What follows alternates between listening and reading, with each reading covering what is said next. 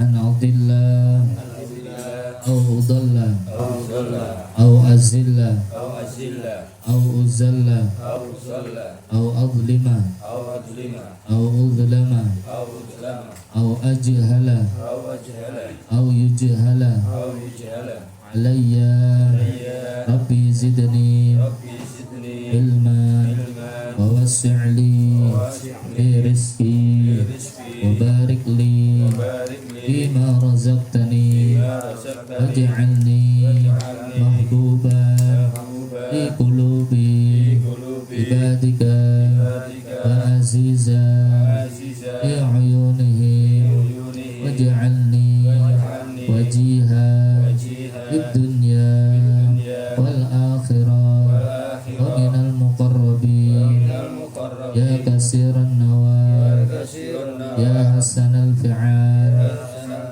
يا قائما إلى زوال يا مبدئا إلى مثال ولك الحمد ولك المنة ولك الشرف على كل حال وصلى الله على سيدنا محمد والحمد لله رب العالمين.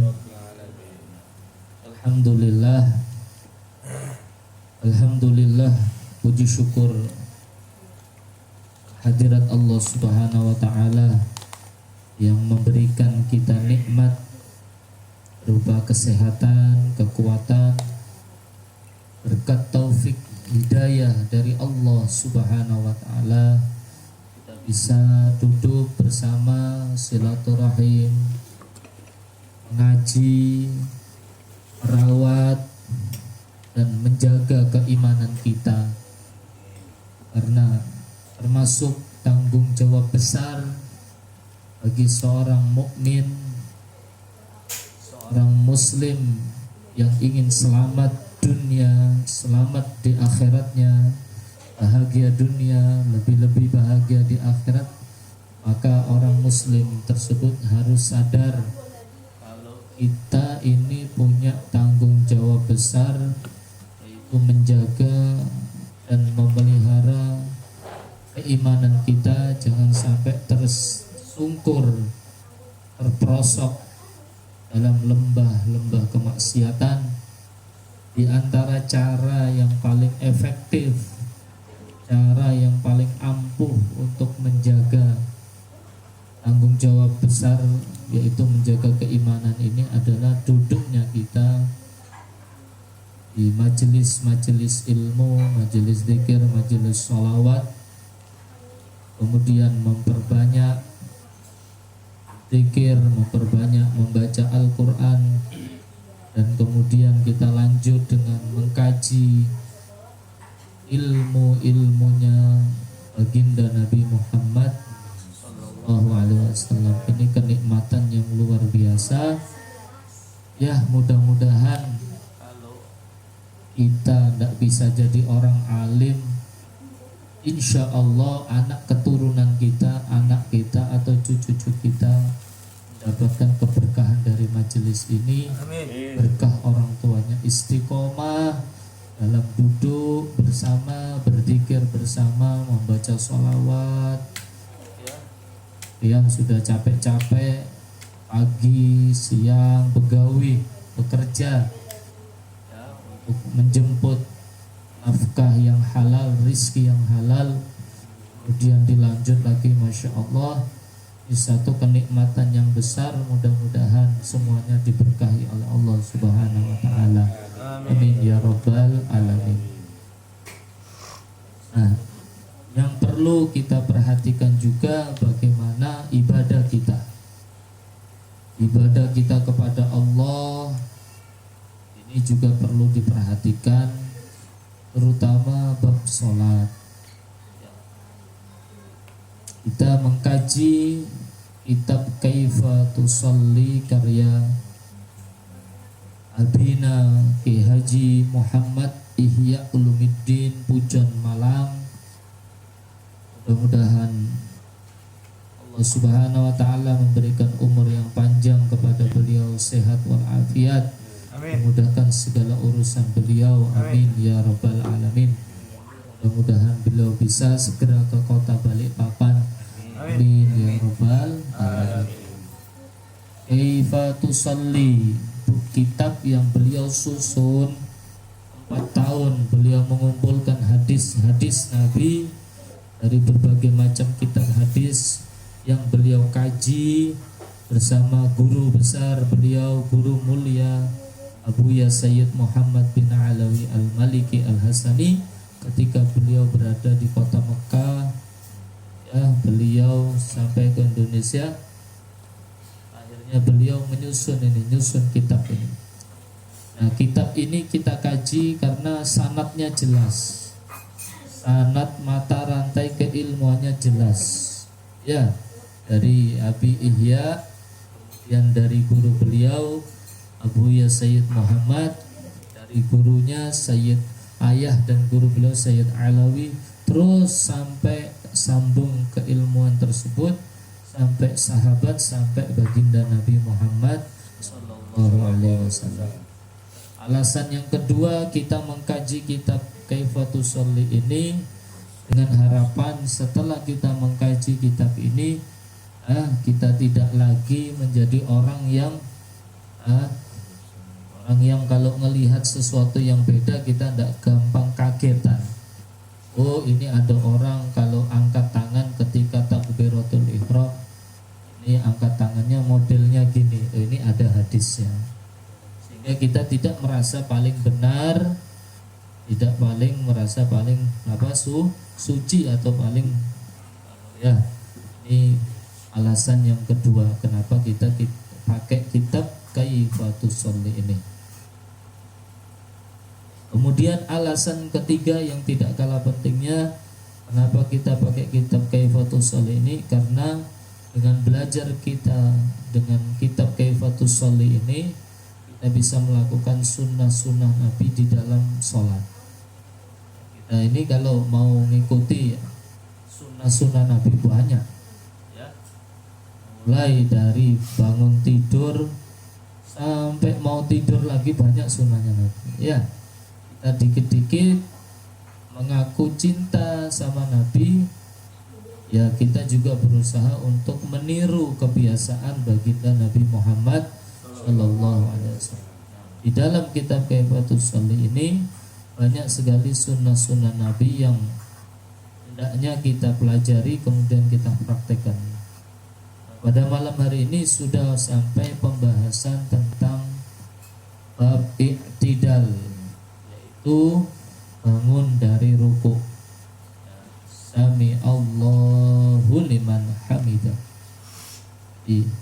Bagaimana cara i'tidal, bangun dari ruku yang diajarkan oleh baginda Nabi kita Muhammad sallallahu alaihi wasallam?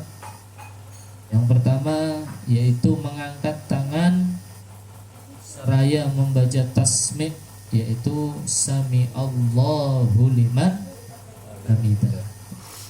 Sami Allahu liman hamidah. Ada satu hadis riwayat sahabat Abdullah meriwayatkan dari Sayyidina Umar bin Khattab radhiyallahu ta'ala. Ra'aitu, saya melihat langsung, kata Sayyidina Umar. Melihat siapa?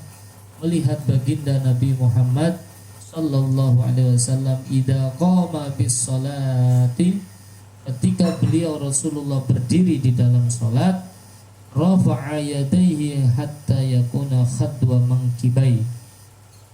Kata Sayyidina Umar bin Khattab, aku melihat langsung baginda Nabi Muhammad sallallahu alaihi wasallam ketika berdiri di dalam salat, beliau Rasulullah mengangkat kedua tangan mulia beliau setara sejajar dengan kedua bahu beliau.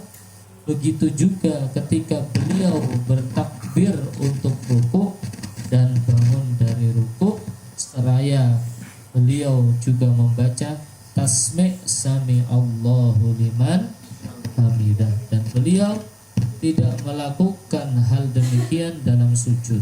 Jadi kalau sujud tidak usah angkat tangan. Yang angkat angkat tangan itu kalau takbiratul dalam kitab Safinatun Najah, kitab fikih itu, kitab dasar itu ada 4 tempat. Ada 4 tempat di mana kita harus mengangkat tangan dalam sholat. Yang pertama ketika takbiratul ihram. Ya, selama kita sholat dan tidak ada halangan apapun, angkat tangannya Allahu Akbar. Itu yang pertama ketika takbiratul ihram. Yang kedua ketika mau ruku, Allahu Akbar, mau ruku gitu. Yang ketiga ketika bangun dari ruku atau iktidal tadi, sami Allahu liman hamidah. Dan yang keempat yaitu setelah tahiyat awal, rakaat yang kedua. Santri, calon ulama. Ya, pondok nanti. Kita lagi bikin pondok nanti. Ini siapa namanya? Sadam. Sadam. Jadi berapa tempat tadi ngangkat tangan? 4 ya. Jadi ketika takbir mau ruku, yang kedua, yang ketiga bangun dari ruku, yang keempat bangun dari tahiyat awal. Tahiyat awal itu sunnah ya. Rakaat kedua itu loh. Bangun kan Allah itu. Selain daripada itu tidak ada kesunahan. Tidak ada perintah untuk mengangkat ya. Jadi kalau bangun dari rakaat kedua setelah ini, rakaat ketiga tidak ada, langsung sendakap aja, langsung bersedekap. Ya. Nah, ini 4 tempat. Dulu ceritanya, kenapa kok beda ketika intikal perpindahan dari rukun 1 ke rukun itu semuanya bacanya sama. Allahu Akbar, Allahu Akbar. Semuanya sama. Singkat cerita, kalau tidak Sayyidina Abu Bakar atau Sayyidina Umar gitu, beliau hampir ya masbuk, hampir ketinggalan. Karena ketika beliau mau berangkat ke masjid sholat berjamaah, ada kakek-kakek, ya kakek-kakek juga ingin sholat kan, tidak pantas disalib ya, didahului itu kan, gimana adabnya gitu ya. Jadi beliau nunggu kakek ini jalannya pelan sampai masuk masjid. Kata Sayyidina Abu Bakar, alhamdulillah masih rukuk Rasulullah. Jadi ketika Sayyidina Abu Bakar sampai mau masuk masjid, dalam masjid melihat posisi Rasulullah sedang sholat berjamaah masih dalam keadaan rukuk. Sayyidina Abu Bakar bilang alhamdulillah masih menemui 1 rakaat.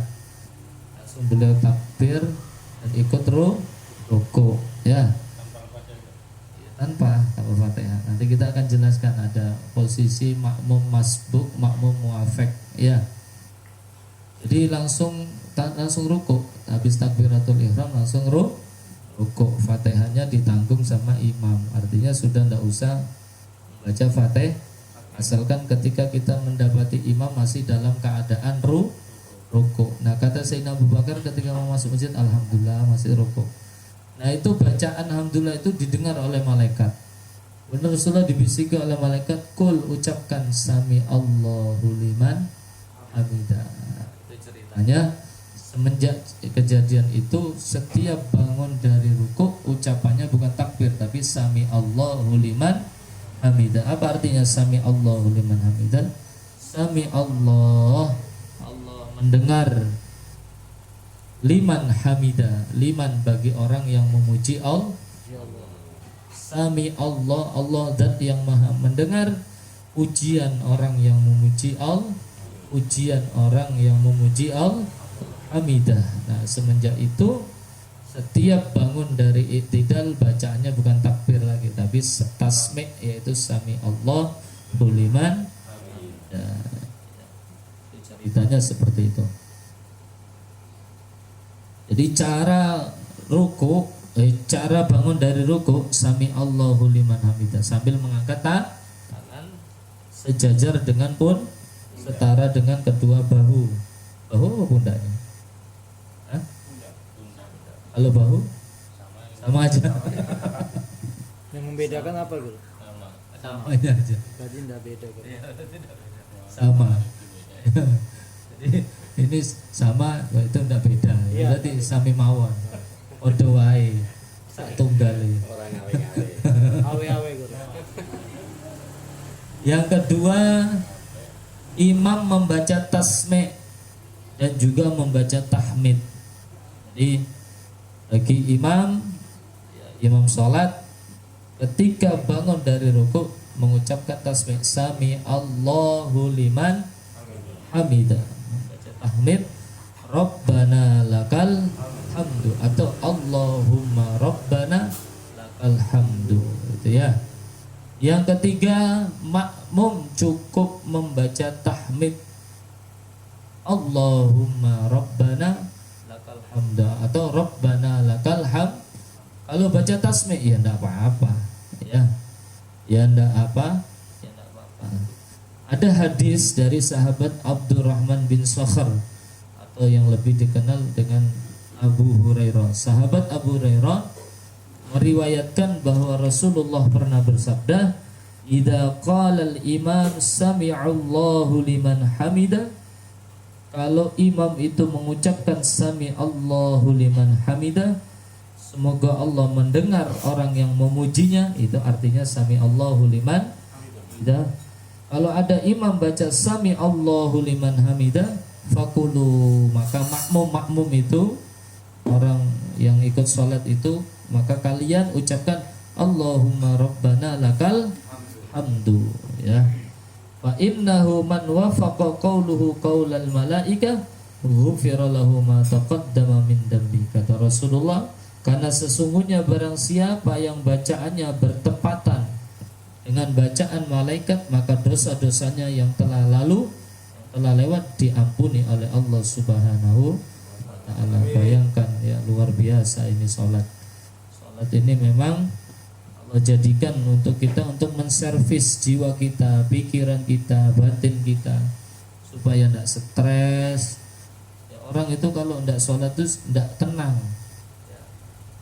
ya, merasa ada beban sesuatu yang hilang. Karena memang sholat ini adalah bentuk di mana kita curhat, minta sama Allah, hilangkan semua beban yang ada, urusan-urusan dunia, urusan kantor, urusan apa ya. Ini pentingnya. Jadi kalau makmumnya cukup membaca tahmid Allahumma Rabbana lakal hamdu, itu sudah boleh. Makmum yang keempat, makmum juga boleh disunahkan membaca tasmi' sekaligus tahmid sami Allahu liman hamidah Allahumma Rabbana lakal hamdu, disunahkan, ya, tak apa-apa. Ini kitab yang tebel ini, jadi yang sarahnya kitab yang tipis. Yang ini kan, yang tipis ini poin-poin penting, ya. Kalau yang tebel ini, kalau bahasa kita, kalau yang tebel ini bahasa kita syarahnya ini tebel. Ini hadis-hadisnya lengkap. Ya. Kalau yang ini powerpointnya aja ibaratnya kalau kita bikin slide itu, ya. Poin-poin penting, ya diambilkan dari sini juga gitu, ya. Dan banyak beberapa riwayat bacaan tahmid dalam i'tidal itu banyak. Jadi dengan belajar ini kita tidak gampang kagetan gitu. Jadi ada orang dengar Rabbana lakal hamdu hamdan katsiran thayyiban mubarakan fi, oh, itu pernah diajarkan. Nah, itu ya. Jadi tidak gampang kaget, oh ya. Dan jangan mengklaim kalau bacaan ini punya ormas ini, punya, enggak. Nah, justru kita kalau hanya terfokus sama itu, seakan-akan Islam ini bukan agama yang luas. Islam ini agama yang luas, riwayat hadis itu banyak. Oh, sahabat ini mendengar langsung, sahabat satu ini juga dengar. Jadi banyak riwayat, jalur riwayat yang banyak. Makanya harapannya dengan mempelajari kitab ini, kita tidak gampang kaget dengan ibadah orang yang mungkin agak berbeda dengan kita, gitu ya. Sehingga kita punya wawasan sakofah atau wawasan yang luas dalam hal sholat misalnya. Dan orang kalau punya wawasan itu enak kemana-mana itu. Oh ini boleh santai. Tapi kalau tidak tahu biasanya gampang menyalahkan. Ya, semakin luas wawasannya semakin sedikit seseorang itu menyalahkan orang lain. Beberapa riwayat bacaan tahmid dan iktidal membaca Allahumma Rabbana lakal hamdu. Ini juga dinamakan bacaan tahmid ketika iktidal, atau Allahumma Rabbana lakal hamdu, tidak pakai wawu. Kalau yang pertama Allahumma Rabbana walakal hamdu, pakai wawu walakal hamdu. Kalau yang kedua Allahumma Rabbana lakal hamdu. Ini riwayat dari sahabat Abu Hurairah. Atau membaca Rabbana walakal hamdu, bukan Allahumma tapi Rabbana walakal hamdu. Alhamdulillah, banyak. Kemudian dalam riwayat yang lain sahabat Abu Hurairah meriwayatkan bahwa Rasulullah kemudian beliau membaca saat sedang berdiri iktidal Rabbana lakal hamdu. Nah, ini hadisnya. Rabbana lakal hamdu, dan masih banyak. Atau hanya Rabbana lakal hamdu. Nah, banyak sebenarnya ya. Atau bacaan yang lain, riwayat yang lain, Rabbana walakal hamdu hamdan katsiran thayyiban mubarakan fi. Nah ini ya, tidak aja banyak riwayat hadisnya ya. Kan enak kalau kita bisa tahu dan ngerti.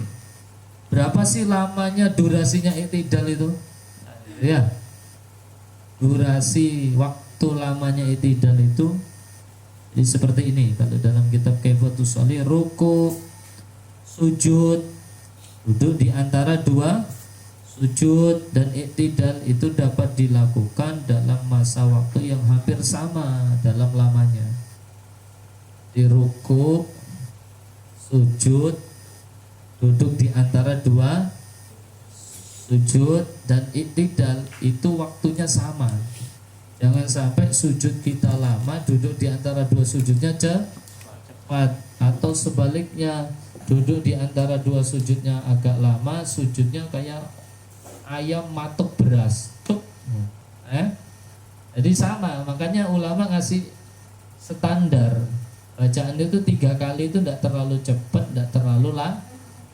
Subhana rabbiyal a'la wa bihamdi, subhana rabbiyal a'la wa bihamdi. Begitu juga ruku 3 kali kan, tidak kecepatan, ya tidak terlalu lama.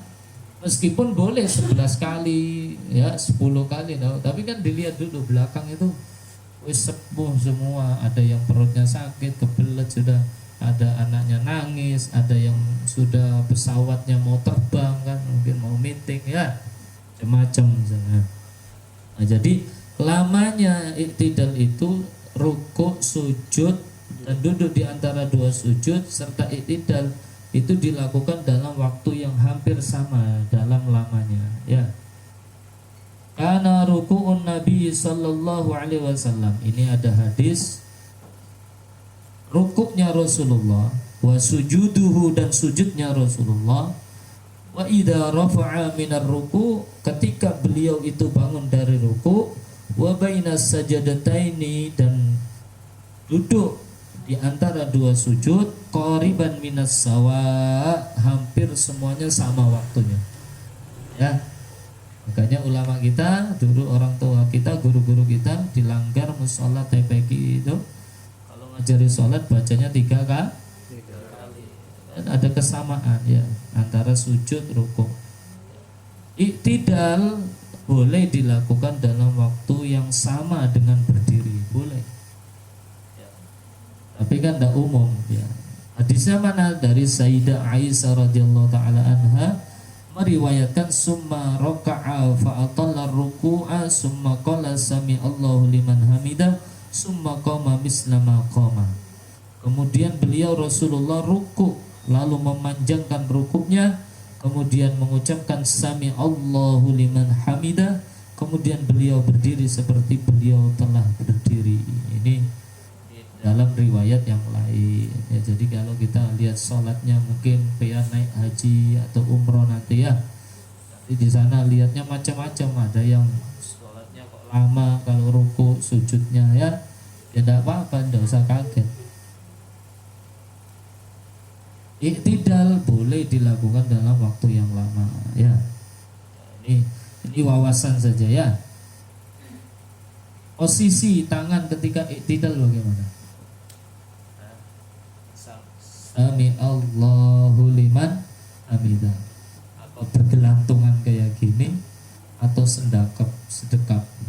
Nah, di sini disebutkan oleh Imam Ahmad bin Hambal mengatakan idza rafa'a ra'sahu minar ruku' insya'a arsala yadai wa insya'a wada'a yaminahu 'ala shimala. Kita dihadirkan oleh Abina Ki Haji Muhammad Ihya Ulumuddin yang nyusun kitab ini, dihadirkan pendapatnya Imam Ahmad bin Hambal, jika mengangkat kepala dari ruku berarti iktidal ya, sami Allahu liman hamidah. Maka jika mau ia bisa melepaskan kedua tangannya, jika mau tangannya kanan bisa memegang tangan kiri bersedekap. Jadi habis sami Allahu liman hamidah berarti tangannya boleh dilepas, boleh sami Allah sedekap lagi. Ada takutnya kalau dilepas mungkin gini-gini ya. Kalau kita paham ya diamin aja, sami Allahu liman hamidah, boleh diam. Boleh sami Allahu liman hamidah. Tangan kanan memegang tangan kiri ya, bersedekap itu ya. Biasanya di bawahnya udel banyak besar ya. Ada apa? Jadi boleh dilepas, boleh tangan kanan memegang pergelangan tangan kiri. Dari sini mungkin cukup ya. Mungkin ada pertanyaan. Goyang gini kah guru tangannya? Itu menjoget boleh. Begini kah? Nah, itu dikhawatirkan kalau sedang irsal dilepas itu. Sami Allah liman hamidah. Takutnya 3 kali gini kan bisa batal ya. Jadi ngakalinya kalau misalnya kita yang berlepas Ya, diam aja sami Allah liman hamidah, diam aja gitu. Dilepas tuh gini, diam aja. Atau tadi yang kedua, pilihan kedua, tangan kanan memegang tangan kiri, sedekap biasanya gini ya. Sami Allahu liman hamidah.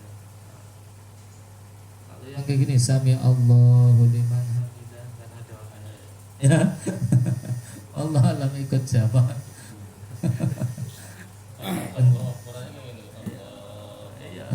Karena sholat itu aturannya dari Nabi Muhammad. Hafidzus sholati was shalawatil wusta. Itu tafsirannya luas itu. Sholat itu kan yang bawa Nabi Muhammad, yang ngajarkan ya malaikat Jibril dari Allah Subhanahu Ta'ala, aturannya langsung dari Allah. Ya tentu kita harus ngikuti dari Nabi Muhammad. Makanya hadis-hadis yang dikumpulkan oleh guru kita Ki Haji Muhammad Ihya Ulumuddin sampai 4 tahun bilang ya kita ikuti, jangan bikin aturan sendiri. Sholat Jumat renggang-renggang, usia imamnya perempuan ya, alirannya Indramayu kalau kayak gitu ya. Itu nanya ya.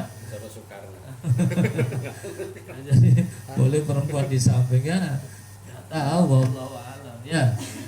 Nah, ini pentingnya kita punya guru, punya sanad keilmuan yang jelas. Mudah-mudahan yang sedikit ini bermanfaat.